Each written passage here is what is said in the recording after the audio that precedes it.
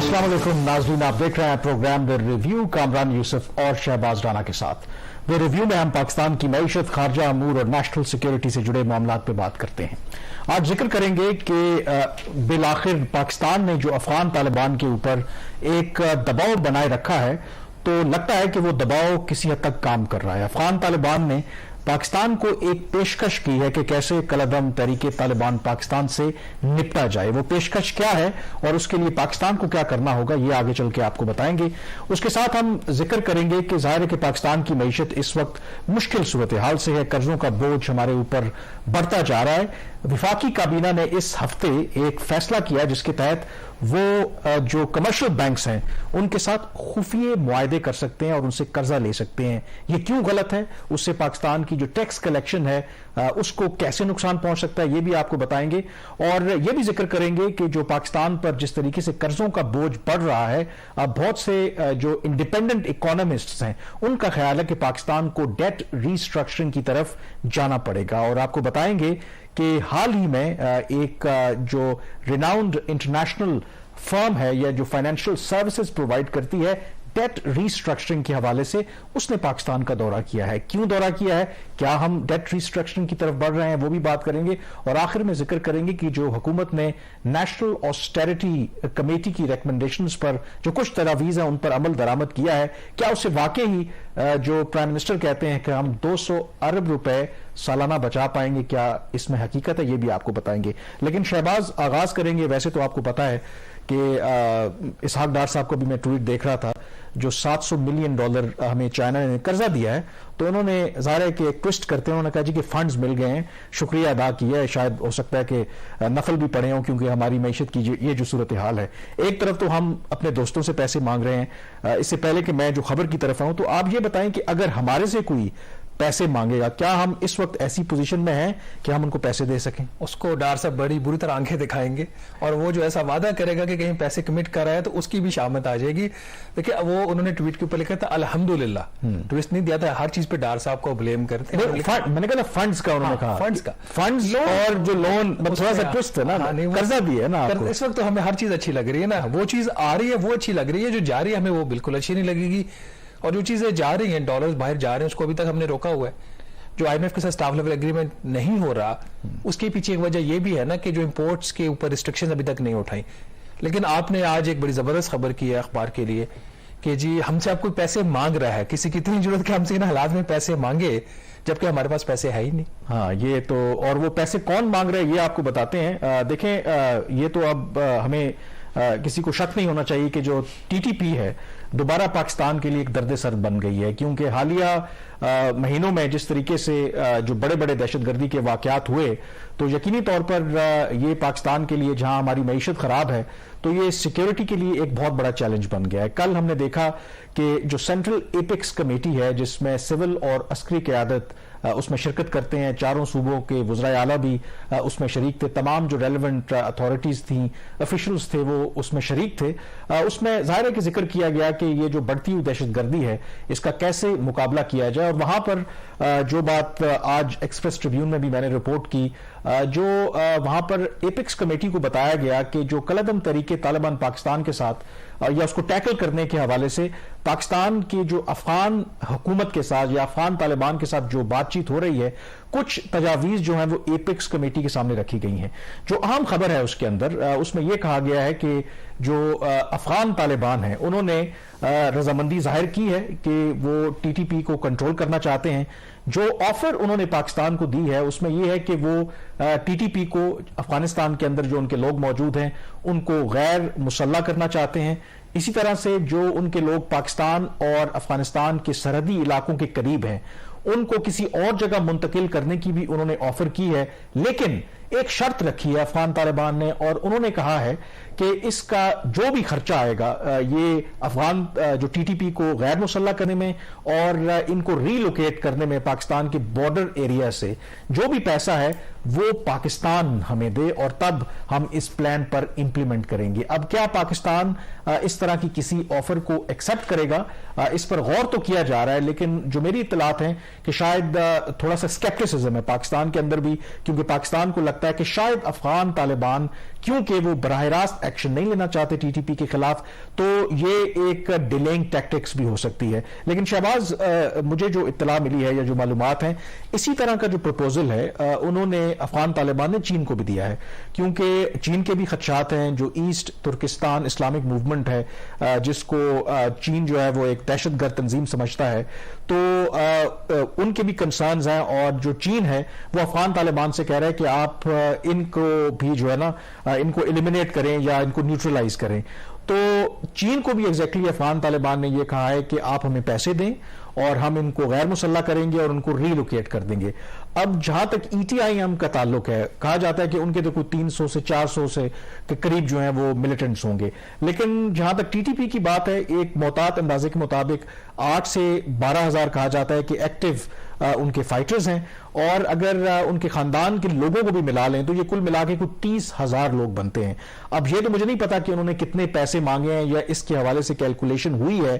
تو do you think کہ جیسے آپ ابھی کہہ رہے تھے، ایک طرف تو ظاہر ہے کہ اگر ہم نے کوئی فوجی آپریشن بھی کرنا ہے اس کے لیے بھی آپ کو کاسٹ بیئر کرنی ہے، لیکن اگر دوسری طرف واقعی افغان طالبان سنسیئر ہیں تو it is a worth risk taking depending upon کہ جی یہ ویریفائبل ہوں گے ایکشن کیا، اور واقعی اسے پاکستان میں دہشت گردی کام ہوگی. اس میں دو چیزیں ہیں. ایک تو یہ کہ جو افغان حکومت اس کی اپنی جو اکنامک کنڈیشنز ہیں وہ اتنی اچھی نہیں ہے، آلدو ان کا ایکسچینج ریٹ ہم سے بہت بہتر ہے، جس کو ایک کمپیریٹیو بھی ایک اس انالیسس کے لیے یوز کیا جاتا ہے. بلکہ national assembly standing committee on finance کی میٹنگ تھی تو چودھری برجیز طاہر جو پی ایم ایل این کے ہی ایم این اے ہے، انہوں نے عائشہ پاشا جو ہمارے M O S for finance, ان کو کہا جی کہ افغانستان کے جو وزیر خزانہ وہ 2 جماعتیں پڑے ہوئے ہیں. تو انڈائریکٹلی ان کا مطلب یہ تھا کہ ان سے جا کے کوئی سبق لے لیجئے، اور ساتھ انہوں نے کہا کہ وہ ان کی اکانومی کیسے وہ بہتر وہ مینج کر رہے ہیں، کیسے وہ ایکسچینج ریٹ کو وہ 100 ان کے جو افغانی روپیہ 100 روپے کے برابر بھی اس کی ویلیو نہیں ہے. تو بہرحال اس کے اوپر ان کے اپنے تک وہاں پہ فائنینشیل مارکیٹس نہیں ہیں، وہ بہتر مینج کر سکتے ہیں. یہاں پہ بھی اگر کوئی خرچہ آتا ہے، اب پہلی بات یہ ہے کہ وہ پیسہ کس لیے مانگا جا رہا ہے. کیا وہ پیسہ اس کمپنسیشن میں مانگا جا رہا ہے کہ جی ٹھیک ہے ہم آپ کے بہاف پہ کوئی کام کریں تو ہمیں کمپنسیٹ کریں، یا کوئی وار کی وہ صورتحال پیدا ان کے ساتھ کوئی ہو سکتی ہے، اس کا جو خرچہ آتا ہے ایمونیشن کا باقی چیزوں کا اس کے لیے مانگ رہے ہیں. ہمیں اس کی ڈیٹیلز نہیں پتا. لیکن اگر وہی ٹیررسٹ جو ہے وہ پاکستان کراس کرتے ہیں، یہاں پہ آپ کی جانوں کا بھی ضیاع ہوتا ہے، آپ کا خرچہ بھی آئے گا، تو میرا خیال یہ اس میں کوئی اگر کوئی ایسی چیز وہ ان کی طرف سے بہت اسٹرانگلی وہ پش کرے اور ڈیلنگ ٹیکٹک یہ نہیں ہے، تو میرا خیال اس کو ایکسپلور کرنے کی کوئی آپشن نہیں ہے. اور دنیا میں اب جیسے نا آپ دیکھیے اس کی آپ کے سامنے مثال بھی ہے نا، جو وار آن ٹیرر تھی اس کے اندر امریکہ ہمیں ہر سال سالانہ $1.5 ہم دیتے رہے ہیں، اور وہ جو کولیشن سپورٹ فنڈ تھا جس کا 60% ملٹری کو جاتا تھا، 40% غالباً سیولینز کو آتا تھا.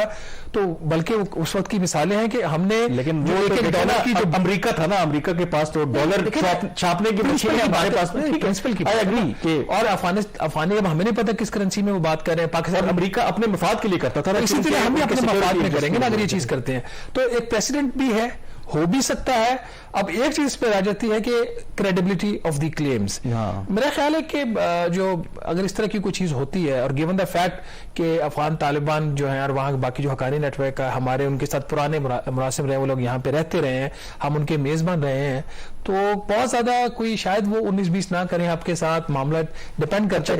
ایپیکس کمیٹی میں اس کے حوالے سے کوئی فیصلہ ہوا کل یا نہیں؟ فیصلہ تو مجھے یہی پتا چلا گیا کہ وہاں پہ ان کو بتایا گیا ہے کہ یہ پروپوزل آیا ہے. اب اس کے اوپر جو متضاد اطلاعات ہیں، کیونکہ مجھے کچھ معلومات ملی کہ یہ کچھ ایکشنز جو افغان طالبان نے کہا تھا کہ ہم نے لیے ہیں ٹی ٹی پی کے جو دوسرے کچھ گروہ ہیں، اور کچھ تجاویز، تو جو مجھے پتا چلا کہ پاکستان نے ان کو ناکافی قرار دیا. اب مجھے یہ نہیں پتا کہ اس میں یہ پروپوزل بھی شامل تھا کہ یہ انہوں نے دیا ہے جس کو پاکستان سمجھتا ہے کہ یہ قابل عمل نہیں ہے، کیونکہ اس کے اندر ایک اور بھی ایلیمنٹ ہے. دیکھیں بہت سے جو ٹی ٹی پی کے لوگ ہیں وہ فیملیوں سمیت وہاں پر اس وقت موجود ہیں، اور کچھ ایسے لوگ بھی ہیں جس طرح پاکستان کے اندر آپ کو پتا ہے کہ کہنے کو تو وہ افغان ریفیوجیز ہیں، لیکن ایسے افغان بھی ہیں ینگ جو لوگ ہیں جو کبھی افغانستان گئے ہی نہیں ہیں، جو پاکستان کو ہی اب اپنا ملک سمجھتے ہیں کیونکہ پیرنٹس کی وجہ سے ان کا ایک کنیکشن ہے.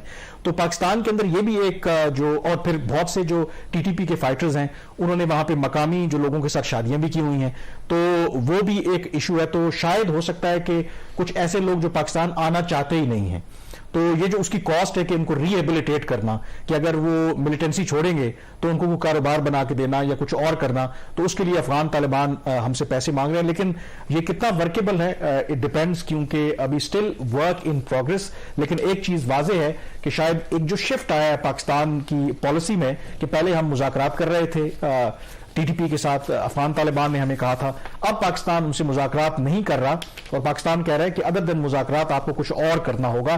تو یہ ایک پروپوزل سامنے آیا، اس پر کتنا عمل درآمد ہوتا ہے یہ تو آنے والا وقت ہی بتائے گا بریک پہ جانے سے پہلے. لیکن ایک چیز اور بھی آپ کو بتا دیں کہ کہیں نہ کہیں پاکستان پلان بی پر بھی عمل کر رہا ہے، اور وہ پلان بی یہ ہے کہ ان کیس اگر یہ ٹی ٹی پی والا مسئلہ حل نہیں ہوتا تو پھر ہمیں دوسرے آپشنز ایکسپلور کرنے پڑ سکتے ہیں، جس میں آپ کہہ سکتے ہیں کہ کراس بارڈر جو سٹرائکس ہیں، جو پچھلے سال اپریل میں بھی کچھ ہم نے لمیٹڈ وہاں پہ کیے تھے، پبلکلی اس کو ایکنالج نہیں کیا تھا. ہو سکتا ہے کہ اس دفعہ بھی اسٹریٹجی وہی رہے کہ ہم خاموشی کے ساتھ ٹارگٹ کریں وہاں پہ ٹی ٹی پی کے ہائیڈ آؤٹس، لیکن پبلکلی جو ہے اسے ایکنالج نہ کریں. لیکن کوشش پاکستان کی یہی ہے کہ اس کے بغیر ہی اس مسئلے کا حل جو ہے وہ نکال لیا جائے. بریک پہ جائیں گے اور بریک کے بعد تذکرہ کریں گے اس خفیہ معاہدے کا یا کابینہ کے اس متنازع فیصلے کا جس کے تحت انہوں نے حکومت کو الاؤ کیا ہے کہ وہ بینکوں کے ساتھ خفیہ معاہدے کر سکتے ہیں قرضے لینے کے حوالے سے. بریک کے بعد اس پہ بات کریں گے.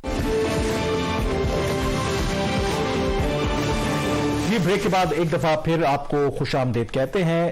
اس بدھ کو وفاقی کابینہ نے ایک فیصلہ کیا اور وہ فیصلہ یہ تھا کہ انہوں نے حکومت پاکستان کو الاؤ کیا کہ وہ جو کمرشل بینکس ہیں ان کے ساتھ خفیہ معاہدوں کے ذریعے ان سے قرضہ لے سکتے ہیں. پہلے ایسا نہیں ہوتا تھا اور یہ کیوں ہو رہا ہے کہ ظاہر ہے کہ اس وقت ہمیں نہ صرف بیرون ممالک سے قرضوں کی ضرورت ہے بلکہ جو ملک کے اندر نظم و نسق چلانے کے لیے جو روپوں میں ہم قرضہ لیتے ہیں اس کی بھی ہمیں ضرورت ہے.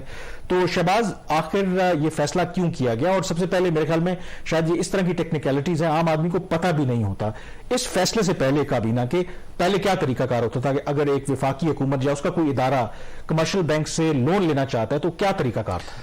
اچھا، آپ نے ٹیکنیکلٹیز کی بات کی، وہ بھی ایکسپلین کرتی ہیں. جس کابینہ نے اس کی اجازت دی ہے اس کو بھی نہیں پتا ہوگا کہ اس اجازت سے ٹیکس بھی وہ چھوٹ لے کے چلے جائیں گے بینکوں والے. بڑی انٹرسٹنگ ڈیولپمنٹس، اور یہ ایسا اکثر ہوتا ہے کہ بڑا ایک بہت ہی کمپلیکیٹڈ اور کانفلکٹ آف انٹرسٹ یا ٹیکس جو فیور کسی کو دینی ہوتی ہے، ایگزامپشن دینی ہوتی ہے، اس کو بڑا ہی ایک عجیب ایک نئے لبادے میں اس کو اڑا کے تو اس کو پیش کر دیا جاتا ہے.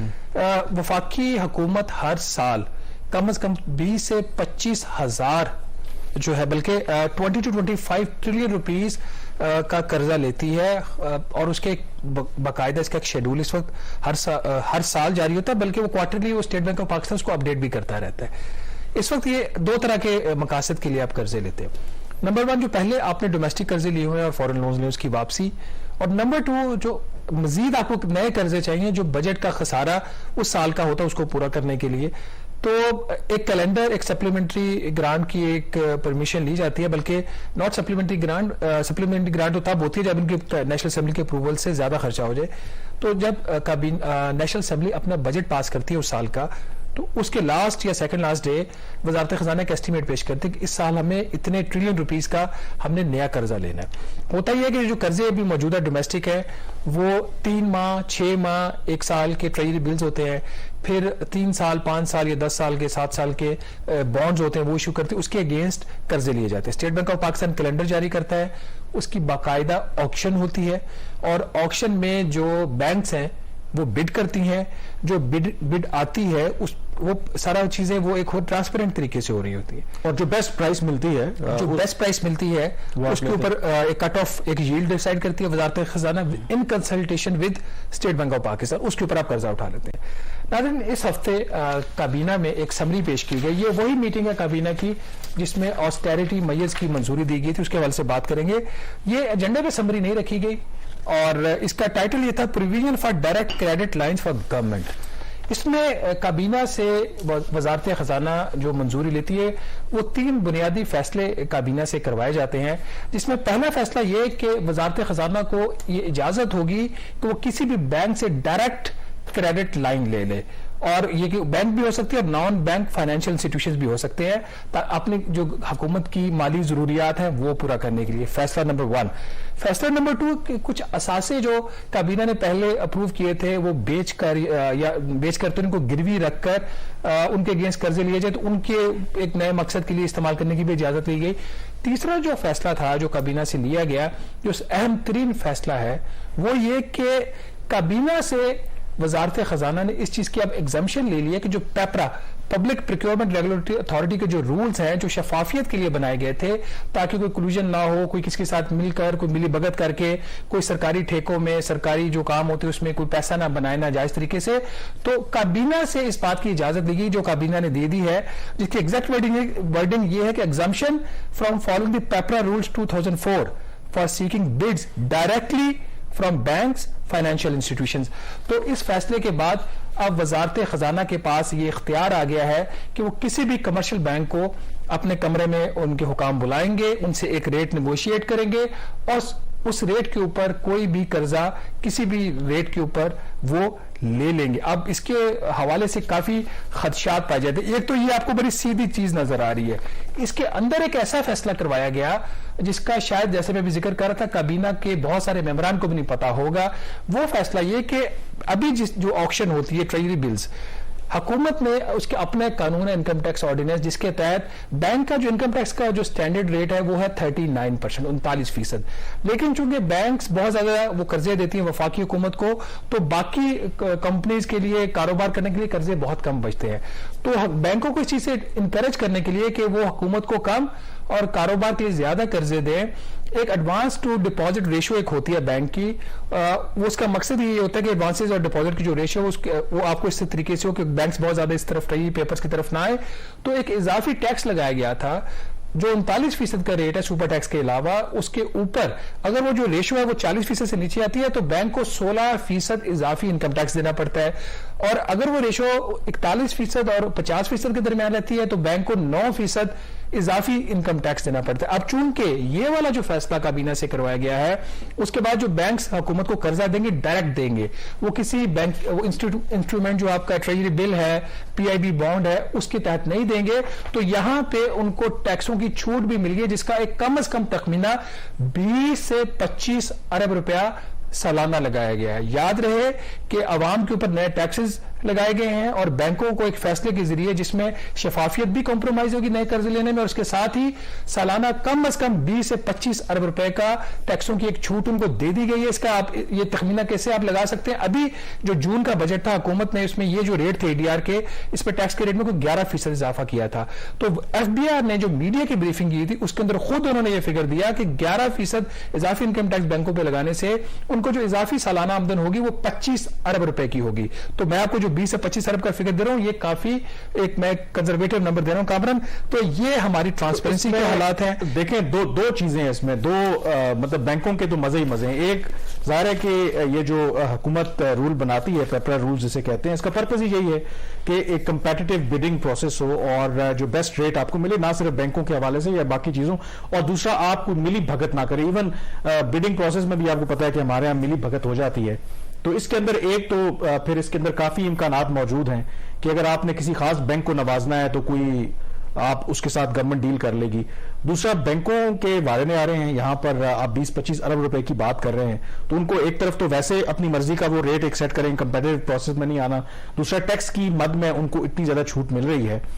تو یہ جو ہمارے کابینہ کے اراکین ہیں, آپ نے کہا کہ شاید یہ کسی کو پتہ ہی نہیں ہوگا, تو اس پہ کوئی ڈیو ڈیلیجنس نہیں ہوتی. مطلب اس کا آبجیکٹو اپیرنٹلی اب جو ریزن دی گئی ہے جو خبر آپ نے بھی کی ہے اس میں تو یہ کہتے ہیں ایک جو ہمیں جو ایک معاشی چیلنجز جو ہمیں درپیش ہیں اس میں جو بینکس ہیں وہ اس طرح کے آکشن میں شاید آنے کے لیے ریلکٹنٹ ہیں. تو اس کا مطلب ہے کہ آپ بینکوں کے سامنے بلیک میل ہو رہے ہیں. یہ دیکھیں یہ انہوں نے ان کی سمری کے اندر لکھا ہوا ہے کہ جو وجوہات ہے جس کی وجہ سے بینکس جو ہے سامنے نہیں آ رہے اور آپ کو قرضہ نہیں دے رہے, حالانکہ سارا قرضہ بینکوں سے لے رہے ہیں زیادہ تر, یہ تو ایک بہانہ ہے نا. اس میں ایک وجہ انہوں نے یہ بتائی کہ جو ADR advance to deposit ratio کا جو بھی میں نے آپ کو بتایا 9 سے 16% اضافی ٹیکس, بائی دا وے اس ٹیکس کا کوئی ذکر نہیں ہے سمری کے اندر. کابینہ کو کہیں یہ نہیں بتایا گیا جی کہ یہ ADR کا ریٹس کیا ہے, یہ ADR ہوتی کیا بلا ہے, اس کے اوپر بینکوں کو کتنا اضافی ٹیکس دینا, اگر ہم یہ دیں گے تو اسے چھوٹ مل جائے گی. یہ ساری چیزیں انہوں نے چھپا کے رکھی. ٹھیک ہے, میں نے بھی جب خبر لینے کے لیے جب رابطہ کیا وزارت خزانہ نے, مجھے آفیشیلی تو ورژن نہیں دیا, لیکن ہمیں بھی کہا گیا جی نہ کریں جی, IMF کو پتہ لگ جائے گا جی تو بڑے مسئلے ہو جائیں گے.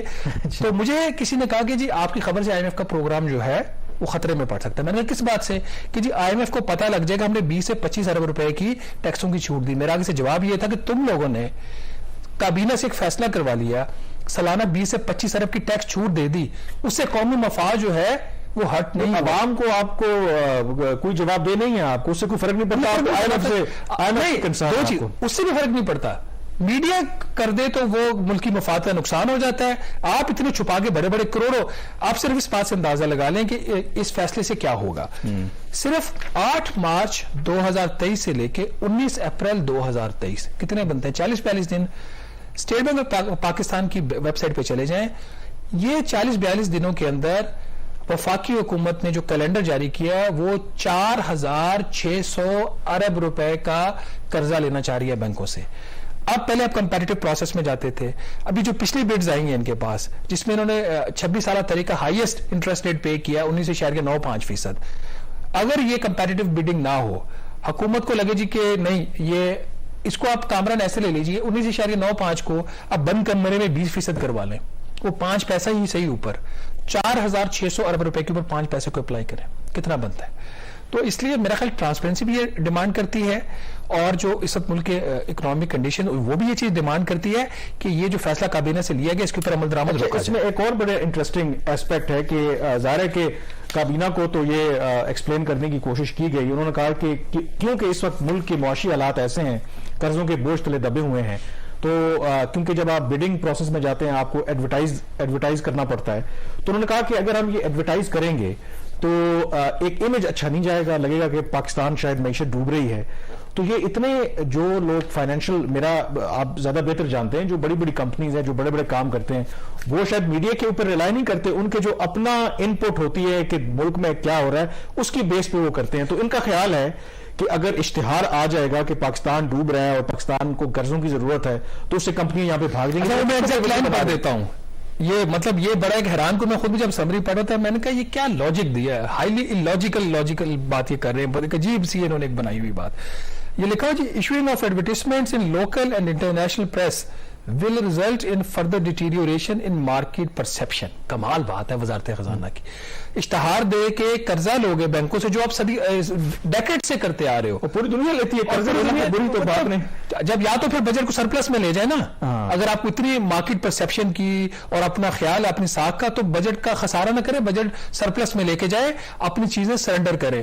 میرے پاس ایسی رپورٹس آ رہی ہیں, ابھی ہم بریک کے بعد بات کریں گے وہ آسٹیرٹی کمیٹی والا بھی, کہ کچھ ایسے افسران گریڈ 21 اور 22 کے وہ چھوٹے چھوٹے بینیفٹس لے رہے ہیں, چھوٹے چھوٹے.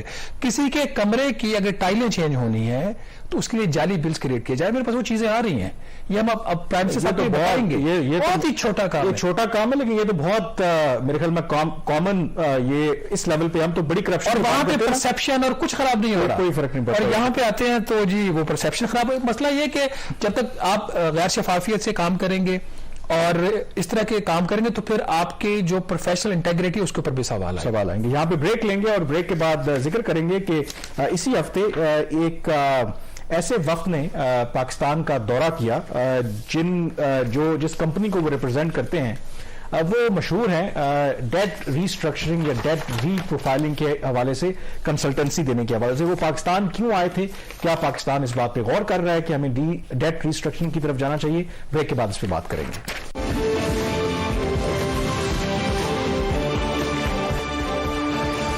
جی بریک کے بعد ایک دفعہ پھر آپ کو خوش آمدید کہتے ہیں. حال ہی میں روتھسچائلڈ, یہ ایک فرینچ بیسڈ بہت پرانی ایک کمپنی ہے جو دنیا کو فائنینشیل سروسز کے حوالے سے, ڈیٹ ریسٹرکچرنگ کے حوالے سے اپنی سروسز دیتی ہے. تو ان کے دو جو ریپرزنٹیٹیو ہیں, حال ہی میں انہوں نے پاکستان کا دورہ کیا ہے, اور اسحاق ڈار صاحب وزیر خزانہ ہیں, ان سے بھی ملاقات کی ہے.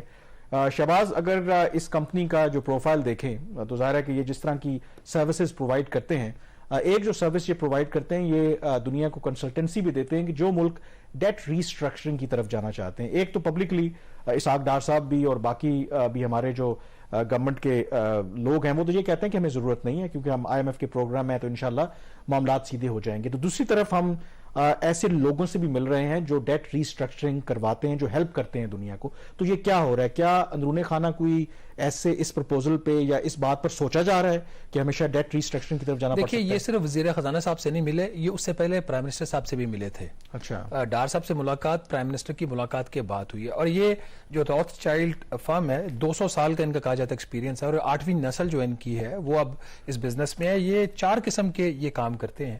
اسٹریٹجک ایڈوائزرز ہیں یہ. اس کے ساتھ ڈیٹ ریسٹرکچرنگ میں یہ پچھلے 5 سال میں صرف انہوں نے $1.1 ٹریلین کی کوئی 1570 ڈیلز کروائی ہیں. تو یہ گلوبل ان کا اتنا بڑا ایکسپوئر ہے, ایکسپیرینس ہے. ایکویٹی ایڈوائزر بھی ہیں, کوئی 240 ڈیلز کروائی ہیں انہوں نے $250 ارب کی. اور جو ساورن ایڈوائزر, اس کیس میں یہ ساورن ایڈوائزری کی کیٹیگری میں آئیں گے, 10 سالوں میں انہوں نے کوئی $200 ارب کی ساورن ڈیلز بھی کروائی ہیں. تو یہ اس کا ان کا آنا, کیا یہ حکومت پاکستان کی دعوت پہ آئے ہیں یا ان کا آنے کا کیا مقصد ہے, یا یہ اینٹیسپیٹ کر رہے ہیں کہ پاکستان کو ضرورت پڑ سکتی ہے؟ کیونکہ ظاہر ہے کہ یہ تو ایک سروس اپنی پرووائڈ کرتے ہیں. تو ظاہر ہے کہ پاکستان جو ہے وہ کسی سے ایسے بغیر مقصد کے تو نہیں ملیں گے نا. تو سب سے پہلی انڈیکیشن تو یہی آ گئی نا کہ پاکستان اب ڈیٹ ریسٹرکچرنگ یا ڈیٹ پروفائلنگ, کوئی بھی لفظ آپ استعمال کر لیں, اس کا سوچ رہا ہے. پھر اس کے بعد یہ وزیر خزانہ سے ملتے ہیں, اور وزیر خزانہ والی جو ملاقات تھی اس میں فیصلہ یہ ہوا کہ فیوچر میں ان کے ساتھ جو ڈیلز ہوں گی, کس قسم کو انگیج کرنا ہے نہیں کرنا ہے, ان کا کیا پروپوزلز ہیں, تو جو بیوروکریسی ہے وزارت خزانہ کی وہ ڈیل کرے گی.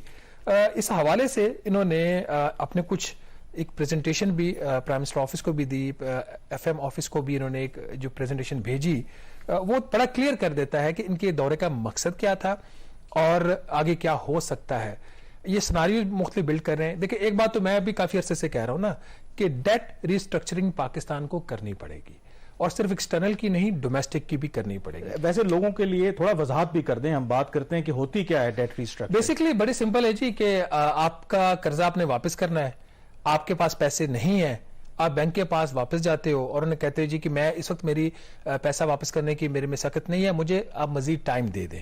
ایک تو یہ اس قسم کی اسٹرکچرنگ ہوتی ہے. دوسرا یہ ہوتا ہے کہ بہت ہی برے آپ کے حالات ہیں, جس طرح سے پاکستان کے, آپ کہتے ہیں جی دیکھیے میں آپ کو کچھ سود نہیں دے سکتا, پرنسپل بھی میں جو ہے وہ شاید دینے کی پوزیشن میں نہ ہوں, تو بینک تھوڑا سا آپ پہ ترس کھا کے آپ کا سود معاف کر دے گا. تیسری آپشن یہ ہوتی ہے کہ آپ کو 5-6 سال کا مزید پیریڈ مل جاتا ہے, لیکن اس پہ انٹرسٹ ریٹ آپ کا چارج ہونا شروع ہو جاتا ہے کچھ عرصے کے بعد. تو یہ مختلف آپشنز ہوتے ہیں. بنیادی بات یہ کہ حکومت پاکستان, ریاست پاکستان اپنی جو ڈیٹ اوبلیگیشنز ہیں وہ کمفرٹیبلی اس وقت, اور میں اس میں ایک چیز ایڈ کرتا چلوں, جب کوئی ملک دیوالیہ ہوتا ہے تو دیوالیہ تو آپ ہوتے ہیں جب آپ اپنی جو اوبلیگیشنز ہوتی ہیں سوورن, وہ اس کو آنر نہیں کرتے, جیسے سری لنکا کے کیس میں ہوا, انہوں نے کہہ دیا کہ ہم نہیں کر سکتے پے, تو اس صورت میں بھی پھر آپ کی وہ ڈیٹ ریسٹرکچرنگ ہوتی ہے, وہ کیونکہ آپ پر امپوز ہو جاتی ہے.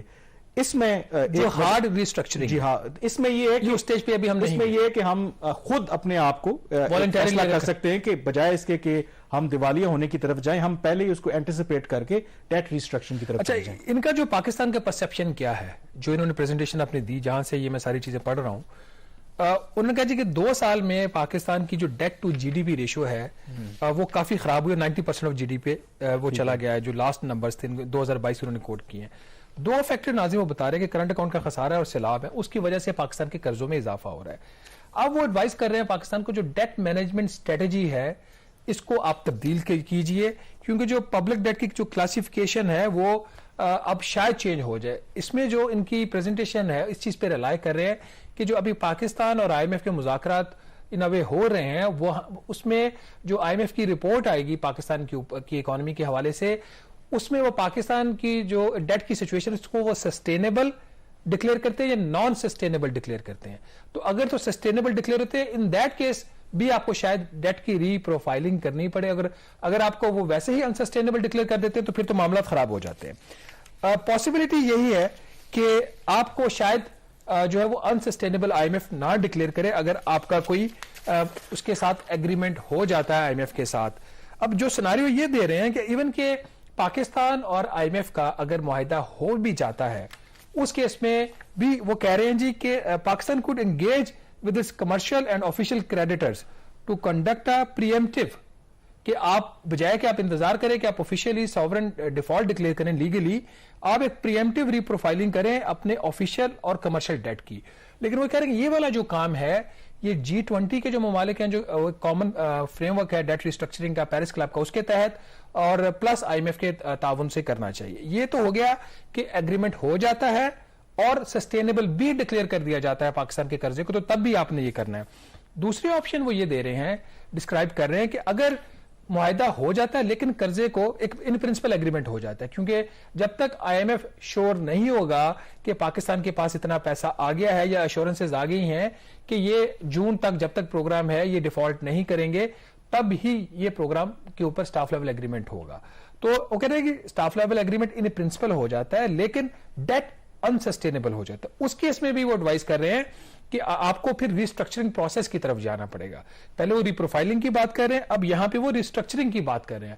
پھر لیکن اور تیسری آپشن جو کہ زیادہ خطرناک آپشن ہے کہ کوئی معاہدہ IMF کے ساتھ نہیں ہوتا, اس اسٹیج پہ وہ کہہ رہے ہیں کہ پھر پاکستان ڈیفالٹ کرے گا, دیر از اے لائکلیہڈ, اور hard restructuring with no IMF anchor یہ پھر آپ کو کرنی پڑے گی. یہ زیادہ تکلیف دہ بات ہے. جو میرے ذرائع نے مجھے بتایا کہ جو وزیر خزانہ کے ساتھ ان کی میٹنگ ہوئی تھی اس میں انہوں نے یہ ایڈوائز کیا ہے فائنانس منسٹر کو کہ آپ ہارڈ ریسٹرکچرنگ کو اوائڈ کیجئے, آپ ری پروفائلنگ کی طرف ضرور جا سکتے ہیں. اور اس کیس پہ اگر پاکستان یہ فیصلہ کرتا ہے کہ اس نے ری پروفائلنگ آف دا ڈیٹ کرنی ہے تو روتھ چائلڈ نے اپنی جو سروسز ہیں وہ آفر کیے کہ وہ چونکہ ان کے گلوبل ایکسپیرینس ہے تو دے کین ہیلپ پاکستان. چلیں, آپشنز ہمارے پاس بالکل کلیئر ہیں. اب دیکھتے ہیں کہ کون سا آپشن ہم ایکسرسائز کرتے ہیں. یہاں پہ بریک لیں گے اور بریک کے بعد بات کریں گے. جو نیشنل آسٹیرٹی کمیٹی حکومت نے بنائی تھی, انہوں نے جو کچھ تجاویز دی تھی خرچہ بچانے کے لیے, اس پر بالآخر حکومت نے اور پرائم منسٹر نے عمل درآمد کرنے کا فیصلہ کیا. وہ تجاویز کیا ہیں اور کیا اس سے واقعی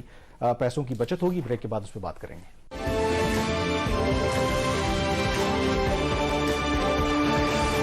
جی, بریک کے بعد ایک دفعہ پھر آپ کو خوش آمدید کہتے ہیں. وہ کہتے ہیں نا کہ desperate situations demand desperate measures. تو لگتا ہے کہ بالآخر حکومت کو خیال آیا ہے کہ انہیں خود بھی کچھ قربانی دینی پڑے گی جو اس وقت ملک کی جو معاشی صورتحال ہے. اور اسی ہفتے دیکھا ہم نے کہ وزیراعظم نے ایک پریس کانفرنس کی اور کچھ جو کفایت شعاری کے اقدامات کا انہوں نے اعلان کیا, جس میں جو موٹی موٹی باتیں وہ یہ کہہ رہے ہیں کہ جو کابینہ کے اراکین ہیں وہ بے شک فیڈرل منسٹرز ہوں, منسٹر آف اسٹیٹس ہوں, اسپیشل اسسٹنٹ ہوں, ایڈوائزرز ہوں, وہ کوئی تنخواہ نہیں لیں گے, مرات نہیں لیں گے. اسی طرح سے جو بڑی گاڑیاں جو استعمال کر رہے ہیں وہ واپس کر دی جائیں گی, اور بہت سے تمام ایون وزارتوں کی جو بات ہو رہی ہے وہ 15% ان میں کٹ لگایا جائے گا. اب اس کے حوالے سے شہباز 2-3 باتیں ہیں.